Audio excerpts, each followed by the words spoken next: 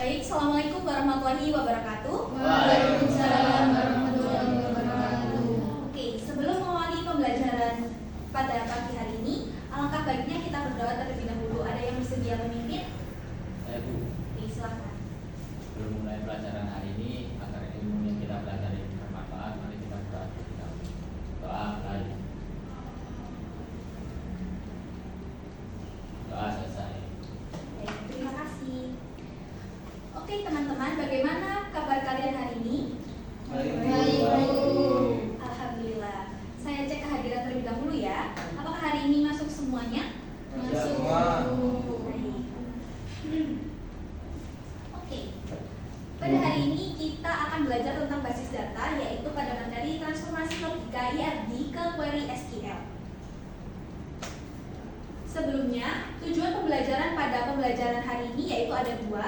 Yang pertama, mentransformasikan entitas IRD menjadi perintah query SQL secara akurat. Dan yang kedua, menetapkan tipe data dan primary key yang presisi sesuai standar industri. Oke, kita masuk kepada materinya yaitu transformasi logika IRD ke query SQL. Transformasi logika IRD ke query SQL adalah proses mengubah diagram perancangan database menjadi kode SQL dengan cara menjadikan setiap entitas sebagai tabel, atribut sebagai kolom, primary key sebagai penanda unik, serta relasi antar entitas diterapkan melalui Fortran Tree atau tabel penghubung. Sehingga struktur database dapat diimplementasikan dan dijalankan dalam sistem manajemen basis data. Oke, dan perlu kalian ketahui bahwa membangun database harus dilakukan dengan teliti karena database adalah sebuah solusi perangkat lunak yang andal di industri. Oke, teman-teman, sebelumnya ini nanti saya kirimkan video link YouTube. Nanti kalian tonton ya, teman-teman. Ya, Bu. Oke, link videonya sudah saya kirim di WA, silahkan disimak baik-baik ya, teman-teman. Baik, Bu.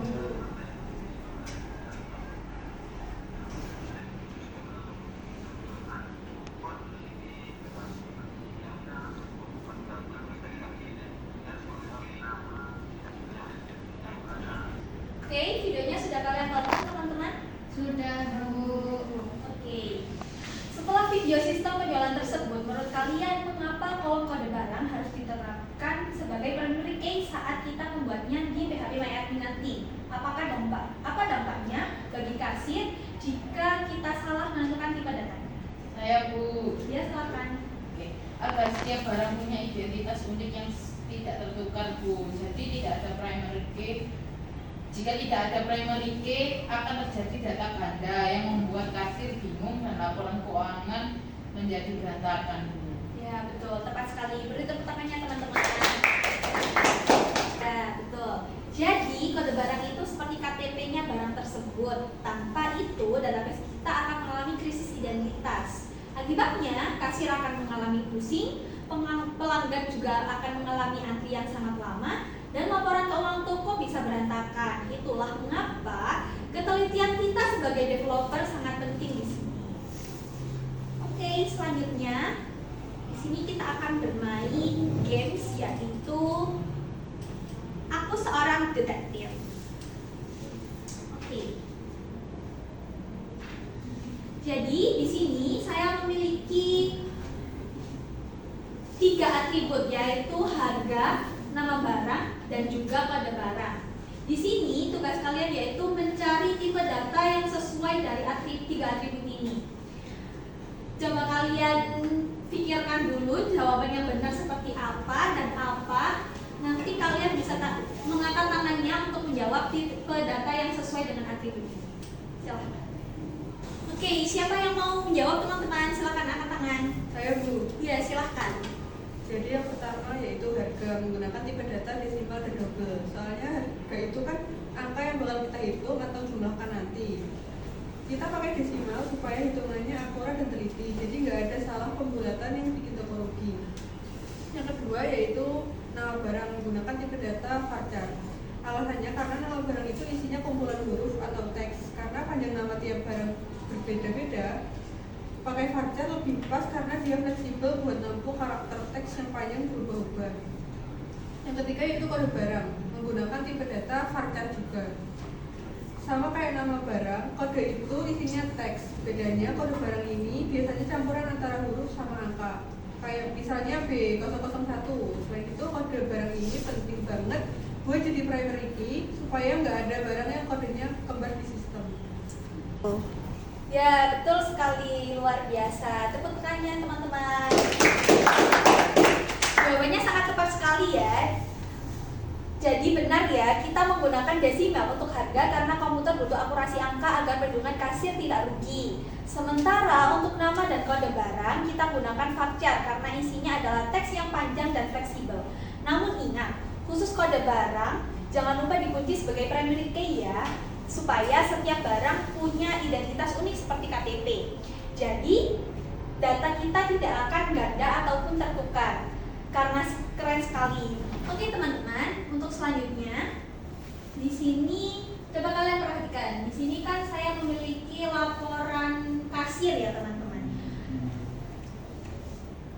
Ini adalah laporan dari sistem kasir sebuah toko yang baru saja komplain karena aplikasinya macet total. Coba kalian telaah secara mendalam sebagai bagian mana yang membuat sistem ini gagal menjumlahkan total belanjaan. Dan apa dampaknya jika ada dua barang memiliki kode yang sama? Silahkan yang ingin menjawab, silahkan angkat tangan. Saya Bu. Ya, silahkan. Jadi kan di laporannya itu error karena tipe datanya salah. Di tabel kan tertulis itu harganya 1.500.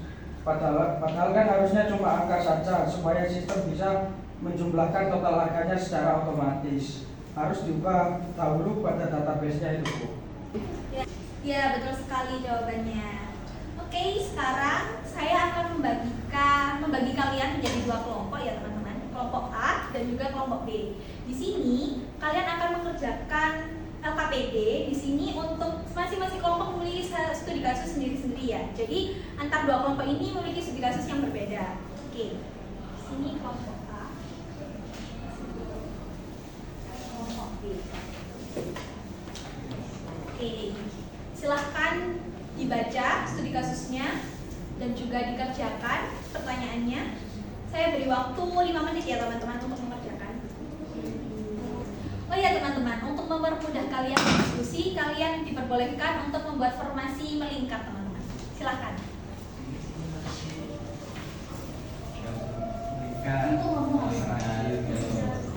Lingkar ya. Iya. Ya.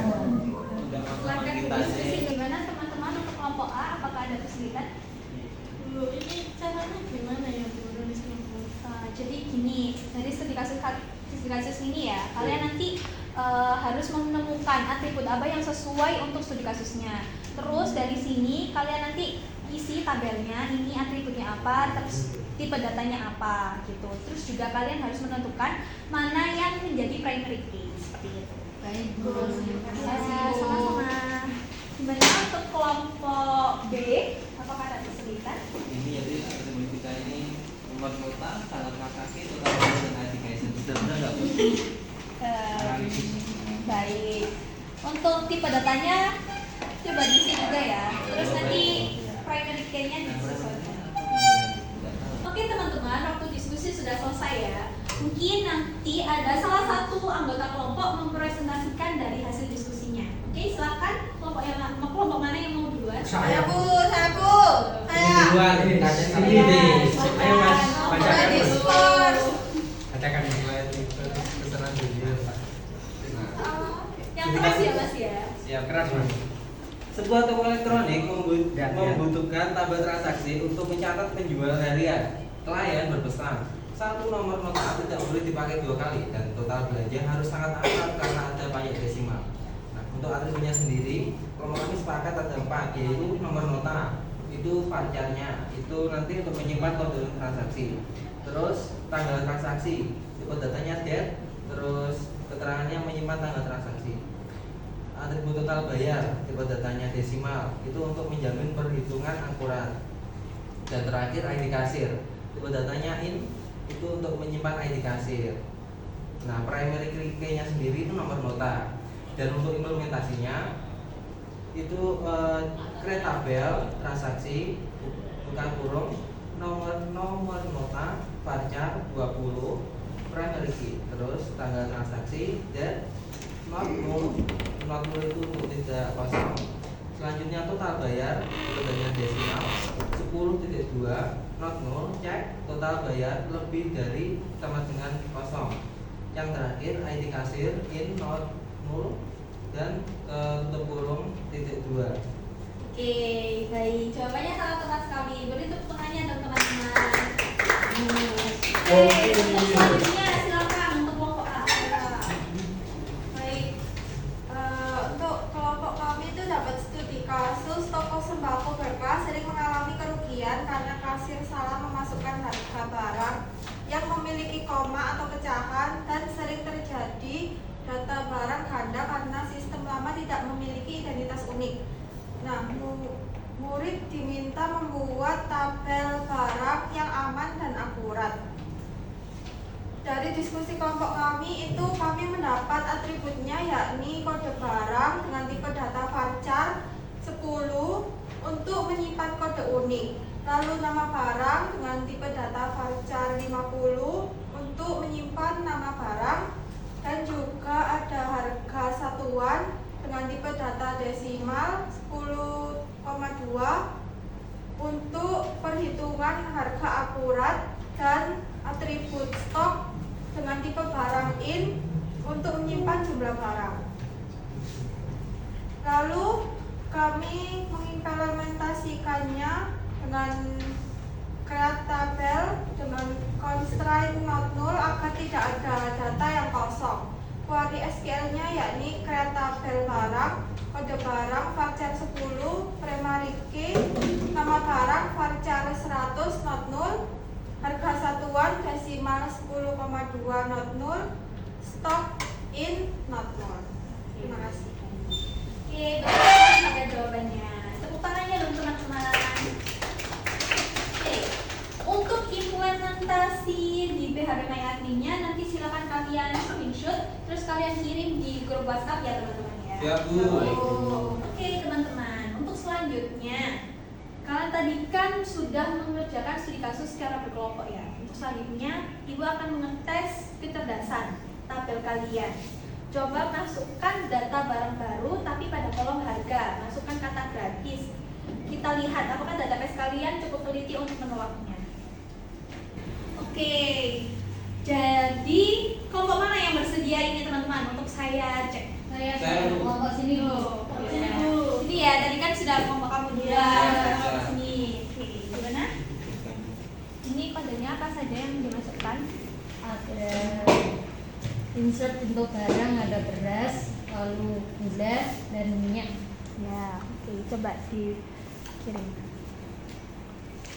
Oke, coba dicek soalnya.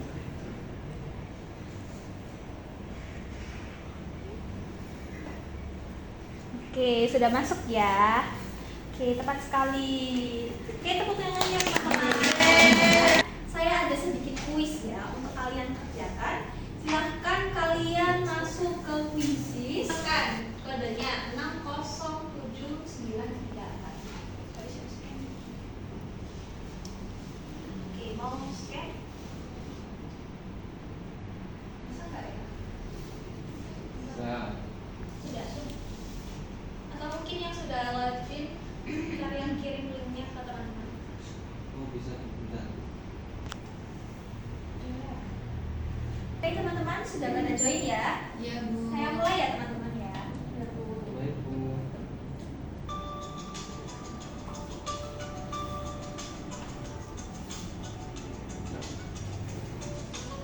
Akan dikerjakan sendiri-sendiri teman-teman.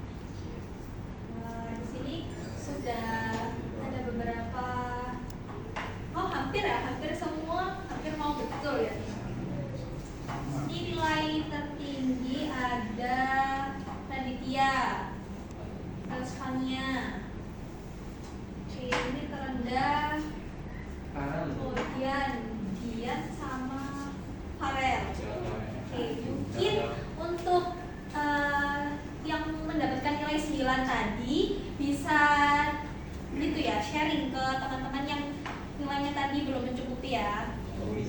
Oke, dan untuk teman-teman yang nilainya belum memenuhi, nanti silakan kalian belajar lagi, materinya dibaca-baca lagi ya. Oke, untuk selanjutnya kita sudah akan masuk ke tahap akhir, yaitu kita sudah masuk ke bagian kesimpulan. Oke, teman-teman, terima kasih ya untuk partisipasinya. Di sini kesimpulan pada pembelajaran hari ini yaitu perencanaan basis data yang baik dimulai dari penentuan primary key untuk mencegah data ganda, serta pemilihan tipe data yang tepat seperti desimal untuk menjaga keakuratan perhitungan. Dengan perencanaan yang tepat, data dapat disimpan dengan aman, konsisten, dan dapat diolah secara akurat. Oke, sebelum kita mengakhiri pembelajaran, maka baiknya kita berdoa ya. Mungkin ada salah satu yang memimpin doa. Silakan. Saya Bu, Ya, silakan. belum mengakhiri pembelajaran hari ini, maka kita berdoa dulu. Doa mulai. Doa selesai.